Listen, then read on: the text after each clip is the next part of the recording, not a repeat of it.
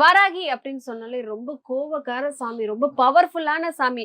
உனக்கு யாராவது ஏதாவது பாவம் பண்ணியிருந்தா வாராகி கிட்ட போய் சொல்லு. அது அவங்களுக்கே திரும்பி போயிரும் அப்படிங்கிற விஷயமெல்லாம் சொல்லுவாங்க. அந்த சாமி யாரு என்ன பண்ணாலும், அவங்க என்ன கஷ்டத்த போய் நின்னாலும் அந்த கஷ்டத்த சரி பண்ணி கொடுப்பாங்க அப்படின்னு சொல்லுவாங்க. அந்த பவர்ஃபுல்லான சுவாமி இந்த சப்த கன்னிகள்லயும் அவங்க இருக்கிறாங்க.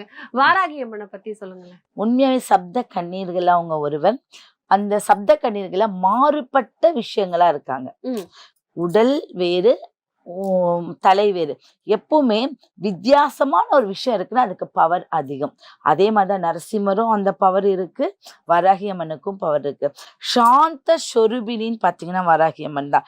பாக்குறதுக்கு தான் அவங்க ஒரு ஆக்ரோஷமான ஒரு அமைப்பு. படை தலைவி, ஒரு ஆண் மகனுக்கு ஈடாக ராஜராஜேஸ்வரிக்கு, புவனேஸ்வரி அம்மனுக்கு படைத்தலைவி, அவங்க அம்பிகைக்கு படைத்தலைவி. அப்ப இந்த படைத்தலைவினா போர்க்களம். உங்களை ஒருத்தர் எதிரி அழிக்கிறதுக்கு முன்னாடி நான் காத்துக்குவேங்கிறதுக்கு காக்குறதுக்கு முதல் ஆளா தாயா முன்னாடி போய் நிற்பாங்க. படை தலைவியாவும் அவங்க இருப்பாங்க. அவங்களுடைய பவர் என்னன்னு பாத்தீங்கன்னா, பூமி தோஷத்தை நிவர்த்தி பண்ணி கொடுப்பாங்க, குழந்தை செல்வத்தை நிவர்த்தி பண்ணி கொடுப்பாங்க, திருமணத்துல ஆண்கள் நம்மளுக்கு பலம் இல்லைன்னா அதை பலமாக்கி கொடுப்பாங்க.